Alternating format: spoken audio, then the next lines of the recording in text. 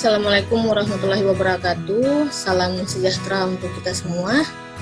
Baik, untuk di video kali ini akan menjelaskan salah satu materi untuk mata kuliah promosi kesehatan, yaitu materi tentang komunikasi dan media dalam promosi kesehatan. Nah, outline yang akan dibahas dalam video ini ada 3 garis besar. Yang pertama, kita antar dulu komunikasi kesehatan itu seperti apa. Kemudian nanti akan ditarik fungsi media dalam komunikasi kesehatan, lalu juga dipelajari tentang jenis-jenis media apa saja yang digunakan dalam promosi kesehatan, lalu bagaimanakah efektivitas penggunaan media dalam promosi kesehatan.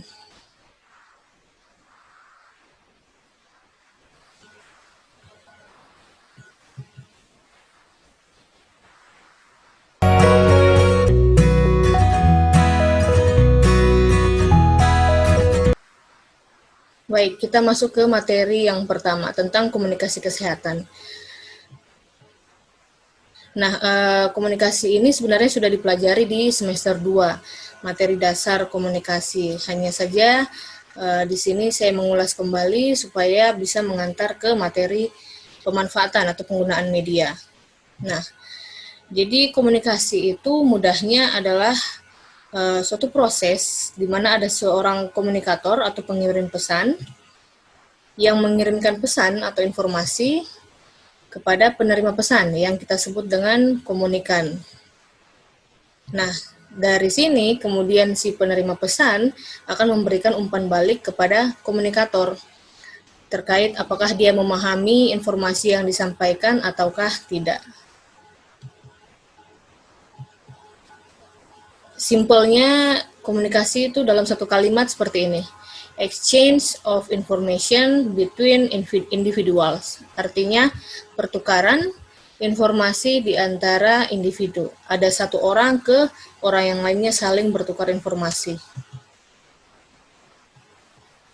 Seperti ini ya, jika di-translate bahasa Indonesianya, pertukaran informasi baik antar individu, dalam bentuk percakapankah, ataukah dalam bentuk tulisan, surat menyurat, atau menggunakan simbol-simbol, kode-kode yang dipahami secara umum.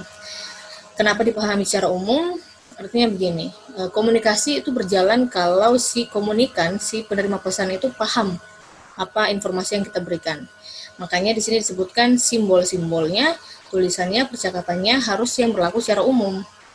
Kalau kita berbicara kode yang orang lain tidak paham, maka komunikasinya tentu tidak berjalan lancar.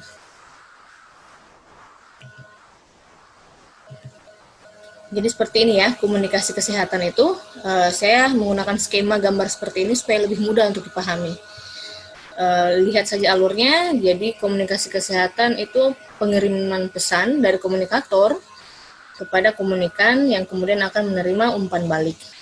Nah, yang menjadi komunikator di sini bisa petugas kesehatan, bisa dari kelompok-kelompok komunitas, atau bahkan para pemimpin, pemangku kebijakan. Nah, yang menjadi penerima tentu sebagian besar adalah masyarakat, karena dia menjadi kita punya sasaran utama. Tapi bisa juga kita melakukan komunikasi, penyampaian pesan, penyampaian informasi kepada komunitas, atau kepada pemangku kebijakan. Itulah yang kadang kita dengar istilah advokasi. Jadi melakukan komunikasi, melakukan pembicaraan dengan para pemangku kebijakan. Nah, lalu di mana sebenarnya fungsi media dalam komunikasi kesehatan? Ini adalah gambaran kurang lebih ketika ada komunikator kepada komunikan menyampaikan informasi. Nah, media ada di tengah-tengah sini. Dia sebagai saluran. Dialah yang mempermudah penyampaian informasi dari si komunikator kepada komunikan.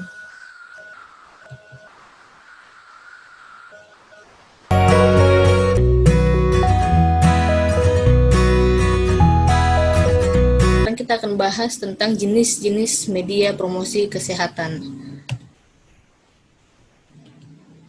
Jadi tadi kita sudah antar dulu komunikasi kesehatan itu apa dan di mana peran media dalam komunikasi kesehatan. Nah, sekarang saya pertegas lagi bahwa komunikasi itu dapat berjalan dengan efektif kalau misalnya dia punya unsur-unsur itu lengkap. Unsurnya apa saja? Yang pertama, ini adalah harus ada komunikator. Ada yang menyampaikan pesan.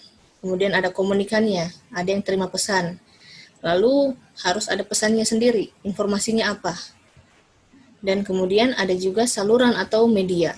Jadi media di sini penting kita pelajari karena dia merupakan sarana penyampaian informasi dari komunikator kepada komunikan. Simpelnya seperti ini saja. Jadi daripada susah memikirkan media itu apa, cukup ingat kata ini, communication channel. Artinya dia adalah jalur yang menjadi penghubung dalam komunikasi kesehatan sehingga memudahkan si komunikator menjangkau kelompok sasaran. Contohnya saya sebagai komunikator menjangkau mahasiswa sebagai komunikan. Media yang saya gunakan di sini adalah PowerPoint. Jadi yang kemudian direkam sebagai dalam bentuk video diharapkan mempermudah penyampaian informasi kepada mahasiswa. Kalau misalnya saya hanya menjelaskan tidak ada PowerPoint, nah itu kemungkinan ada hambatan-hambatan. Mungkin ada yang tidak mendengar, ada yang terputus-putus, ada yang kurang jelas. Nah, dengan adanya PowerPoint ini mempermudah. Jadi ada tulisan, ada gambar yang bisa dibaca, pemahamannya lebih jelas. Jadi fungsi media dalam promosi kesehatan itu kurang lebih ada 5 ya. Yang pertama mempermudah penyampaian dan penerimaan informasi kesehatan, seperti yang tadi saya jelaskan. Nah, yang kedua, mencapai sasaran yang lebih banyak, lebih besar. Ini adalah manfaat yang sangat membantu. Jadi, coba saja kalian bayangkan kita membuat satu poster dipasang di satu sekolah saja. Nah, di satu sekolah itu ada ratusan siswa-siswi dari kelas 1 sampai kelas 6. Jadi, bayangkan dengan satu poster yang kita pasang, sasaran yang membaca poster itu, yang melihat informasi itu sudah sangat banyak. Apalagi kalau sekarang ini kita sudah menggunakan teknologi online. Kalian posting satu foto di sosial media, di Facebook, di Instagram, nah itu tidak terhitung berapa orang yang sudah melihat dan berapa orang yang kemudian akan repost lagi, share lagi, jadi semakin banyak sasarannya. Yang ketiga, membantu mengatasi hambatan dalam pemahaman, seperti yang tadi saya jelaskan. Misalnya ada penyuluh kesehatan, dia hanya menjelaskan bla bla bla bla, tapi masyarakat kurang mendengar, kurang menyimak. Nah, dengan adanya leaflet misalnya, adanya brosur, dia kan bisa membaca. Artinya lebih memahami isi pesan. Kemudian yang keempat, memancing minat sasaran untuk lebih mendalami informasi. Jadi biasanya poster itu dia isinya singkat. Tapi dengan membaca poster itu, yang diharapkan adalah sasaran jadi penasaran. Apa sebenarnya yang dimaksud dengan HIV misalnya. Karena dia lihat posternya tentang bahaya HIV. Akhirnya dia pulang ke rumah, dia cari-cari di internet. Atau tidak dia tanya sama keluarganya. Jadi memancing keinginan untuk lebih tahu. Nah, yang terakhir, stimulasi sasaran. Artinya mendorong satu orang untuk menyebarkan informasi ke orang lain. Nah, ini yang sangat menguntungkan bagi tenaga promkes tentunya. Jadi dengan satu orang, dia menyebarkan ke temannya lagi, disebarkan lagi ke keluarganya, sehingga semakin banyak sasaran yang tercapai. Nah, jadi sekarang kita langsung masuk ya. Jenis-jenisnya apa saja? Yang pertama ada media cetak, kemudian media elektronik, dan yang sekarang karena perkembangan teknologi muncullah media massa. Jadi kalau menurut Sukijo, kalau tadi kan ada 3 ya, elektronik, cetak, sama massa. Tapi kalau dari dia punya sifat, maka dikategorikan menjadi 3. Ada yang visual, artinya hanya dapat dilihat. Ada yang audio aids maksud saya, yang bisa didengar. Dan ada yang audio visual. Ini kombinasi dari keduanya. Jadi kalau yang dilihat saja, itu contohnya ada slide PowerPoint, ada film. Terus ada juga yang dikatakan tidak dapat diproyeksikan. Tidak dapat diproyeksikan artinya tidak dapat dipantulkan, tidak bisa kita tampilkan. Jadi dia macam-macamnya seperti peta, bola dunia, atau boneka, atau yang simpelnya yang pernah kita lihat Kalau pernah dapat penyuluhan tentang kesehatan gigi, nah itu kan biasanya ada alat gigi yang dibawa, patung gigi. Nah itu salah satu visual aids yang tidak dapat diproyeksikan. Jadi visual aids ini ada dua ya, ada yang diproyeksikan, ada yang tidak dapat diproyeksikan. Kemudian kita lanjut, kalau audio aids artinya yang bisa kita dengarkan. Contohnya radio, CD, ini alat-alat lama ya, piringan hitam, entah masih ada digunakan atau tidak. Tapi yang paling sering mungkin yang masih aktif sekarang adalah radio. Atau sekarang sudah dimodifikasi, orang bikin namanya podcast ya, sifatnya audio aids. Nah, lalu yang ketiga, kombinasi keduanya, jadi disingkat AVA, Audio Visual Aids. Ini contohnya seperti video-video yang ditayangkan di televisi. Jadi ada gambar lengkap dengan suara. Tentu kalau diurutkan ketiganya pasti lebih unggul yang audiovisual, karena itu lebih menarik, bergerak, ada suara, jadi lebih menarik sasaran.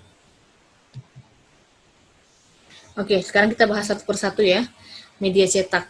Simpelnya, media cetak ini adalah media visual, artinya yang terlihat saja, berisi kata-kata, gambar, foto, dan juga permainan warna di dalam. Nah, ini contohnya leaflet, poster, kemudian ada flip chart. Poster itu kan yang besar ya, yang seukuran A3. Kalau leaflet itu yang lembar balik, yang bisa kita lipat menjadi 3, seukuran HVS, biasanya itu bisa kita dapat di puskesmas. Kalau flip chart, dia modelnya kayak kalender duduk, jadi dibolak-balik. Makanya nama lainnya flip chart ini adalah lembar balik. Lalu ada booklet, atau yang sifatnya mirip kayak modul. Nah ini ya, jadi ini yang saya bilang tadi flip chart. Dia kayak kalender, nanti ini lembarnya dibalik-balik. Dijelaskan. Lalu ini contoh poster, dan yang ini yang leaflet nih. Kertasnya terlipat-lipat. Kalau kita buka, itu informasinya lebih lengkap. Jadi memang sifatnya kalau poster, itu dia informasinya sedikit. Karena dia hanya memancing minat sasaran. Kalau mau informasi yang lengkap, itu bisa didapatkan di leaflet atau flip chart. Nah, sebenarnya setiap media itu ternyata punya kelebihan dan kelemahan. Yang pertama, kalau media cetak, kelebihannya yang paling utama yang harus kalian ingat adalah biayanya murah. Jadi tidak perlu biaya mahal. Kita hanya perlu kertas yang harganya tidak seberapa, kemudian dicetak, sudah bisa jadi poster, bisa jadi leaflet. Jadi biayanya sangat-sangat murah. Dibuatnya juga mudah, dan bisa dibawa kemana-mana. Tapi di sini disebutkan juga bahwa dia bisa menjangkau banyak orang. Seperti yang tadi saya ceritakan, bayangkan satu sekolah, satu poster, maka ratusan anak-anak yang bisa membaca. Apalagi kalau kita tempel di semua sekolah di satu wilayah, nah itu jangkauannya lebih besar. Tapi kelemahannya tetap ada, yaitu dia mudah rusak, karena sifatnya dia terbuat dari kertas. Kertas pun sebenarnya ada kualitasnya sih, ada kertas yang bisa ditempel di outdoor, yang anti air, ada kertas yang biasa saja, tapi memang kelemahannya seperti itu. Posternya misalnya kalau kita tempel di luar bisa luntur, atau bisa basah kalau kena hujan. Leafletnya misalnya mudah robek, dan sebagainya, itu adalah kekurangannya. Terus disebutkan juga tidak menstimulasi efek gerak dan suara, karena dia sifatnya visual, hanya terlihat saja, jadi tidak ada gerakan, tidak ada suara, jadi kurang menarik. Tapi kelebihannya adalah dia murah.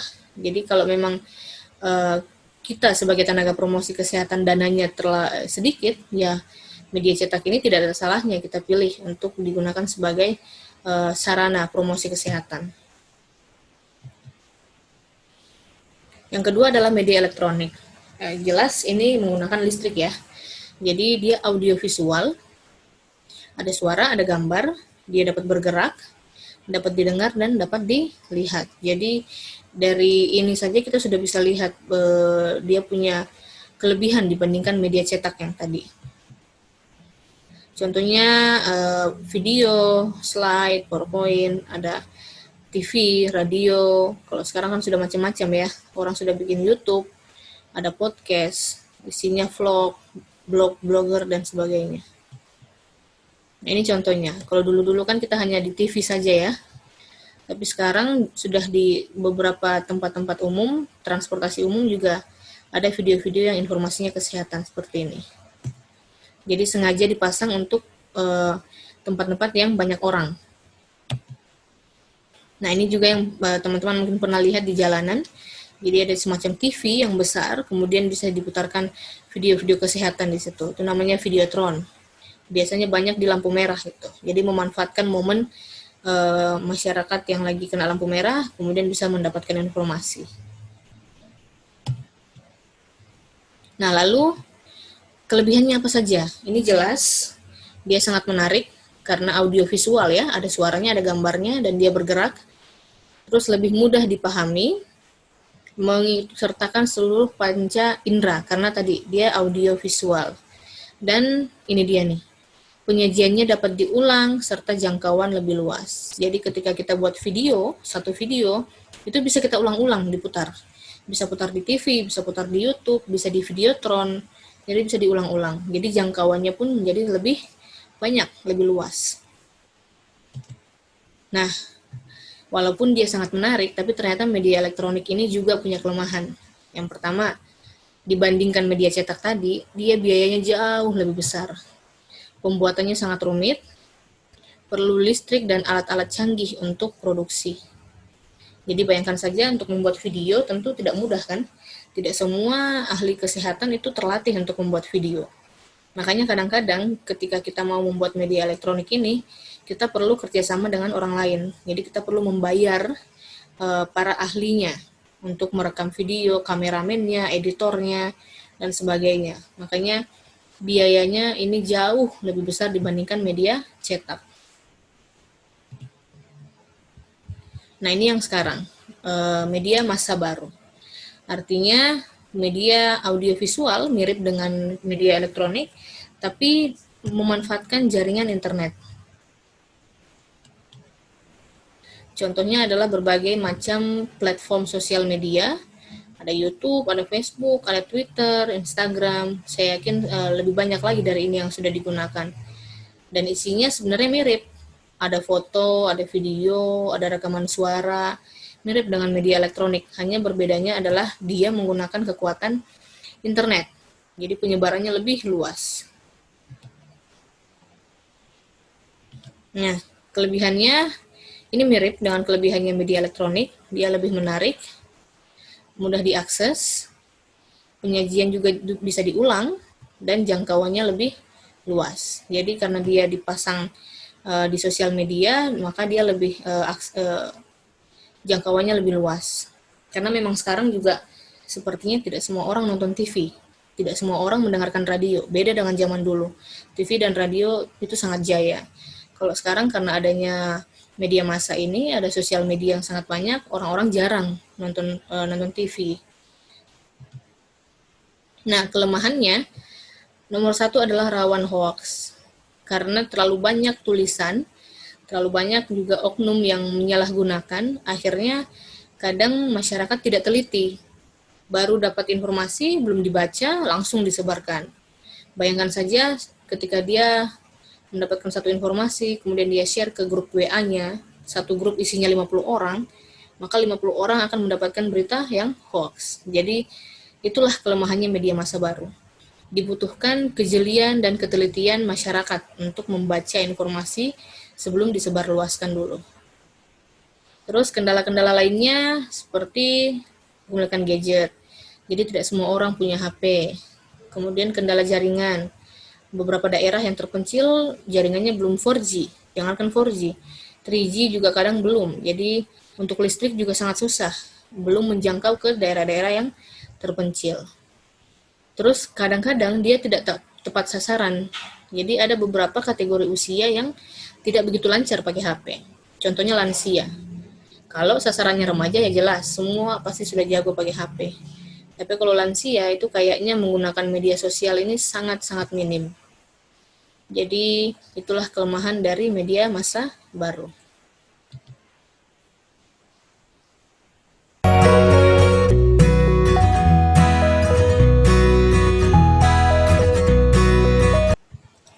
Nah, Nah, ini kita akan lanjut ke efektivitas media. Jadi setiap media itu punya kelebihan dan kekurangan.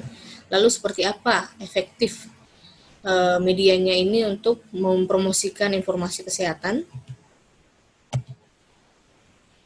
Ini adalah salah satu segitiga yang dibuat oleh Edgar Dale yang mengatakan bahwa kalau hanya dibaca saja, hanya visual saja, kemungkinan yang diingat oleh kelompok sasaran itu hanya 10%. Kalau misalnya didengarkan, ada suaranya, audio tadi, maka kemungkinan diingat 20%. Lalu kalau dalam bentuk video, sudah ada gambarnya, ada suaranya, ada tulisannya, lengkap lah, maka dia semakin tinggi, 30%. Jadi kelihatan di sini. Kalau hanya poster misalnya, maka dia efektivitasnya sekitar 10%. Kalau dia dalam bentuk rekaman radio, diharapkan meningkat menjadi 20%. Tapi kalau kita punya modal besar, bisa bikin video, bisa bikin film, nah itu tingkat efektivitasnya mencapai 30%. Jadi semakin meningkat. Nah, jadi disebutkan di sini, kalau dia verbal dan visual, itu 6 kali lebih efektif dibandingkan hanya verbal biasa. Nah, kombinasinya dikatakan di sini kalau masyarakat sudah terpapar verbal dan visual, misalnya kita penyuluhan pakai video juga, nah diperkirakan itu setelah 3 jam kemudian dia masih bisa mengingat 85% isi materi yang kita sampaikan. Kalau 3 jam, jadi penyuluhannya sekarang, 3 jam kemudian kita tanya-tanya lagi, maka 85% dia bisa menjawab. Lalu diharapkan 3 hari kemudian, setelah hari ini kita penyuluhan, 3 hari kemudian kita temui lagi, maka masih 65% materi yang dia ingat. Itu kalau verbal dan visual.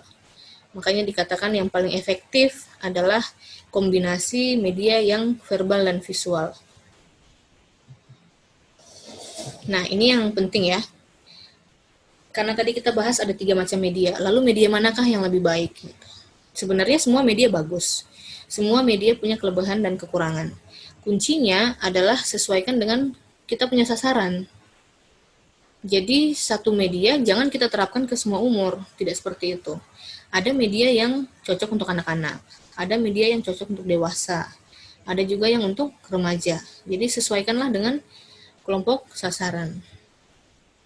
Jadi sebelum kita menyusun media, itu tidak ada salahnya kita mencari tahu dulu umurnya, pendidikannya, pekerjaan, bahasa yang digunakan juga penting, sampai dia punya pengalaman-pengalaman.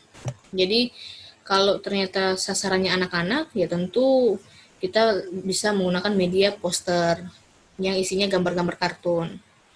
Kalau sasarannya remaja, nah itu kan pasti lebih bagus kita pakai sosial media.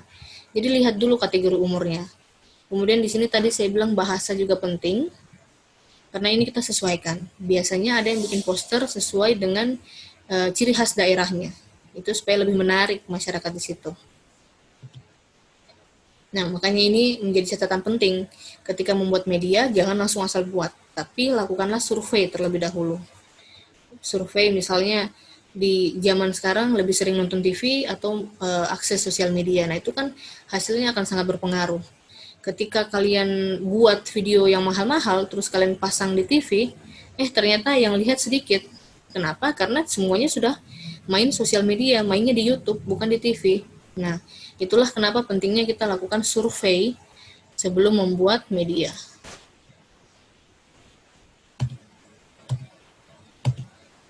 Oke, ini sebagai contoh saja ya. Kalau lansia itu kayaknya sekarang lebih cocok ketika kita pilih media radio. Kemudian kalau sasarannya remaja sampai dewasa awal itu sosial media yang menang, yang sangat unggul. Lalu kalau siswa-siswa SD itu sepertinya poster yang paling cocok. Karena mereka masih kecil, masih tertarik dengan kartun-kartun, jadi media poster itu sangat pas. Ini hanya sebagai contoh saja. Nah, itu dia tadi tentang media dalam promosi kesehatan. Jadi secara garis besar ada 3 macam, cetak, elektronik, dan juga media masa baru. Yang penting kita ingat adalah media apapun yang kita gunakan, Semua ada kelebihan dan ada kekurangannya. Jadi untuk menentukan media yang terpilih, lakukanlah dulu survei terhadap kelompok sasaran supaya media yang kita buat nantinya bisa efektif. Saya rasa cukup sekian yang dapat saya sampaikan untuk materi media dalam promosi kesehatan. Semoga dapat bermanfaat. Lebih dan kurangnya mohon dimaafkan. Assalamualaikum warahmatullahi wabarakatuh. Salam sejahtera dan salam sehat untuk kita semua.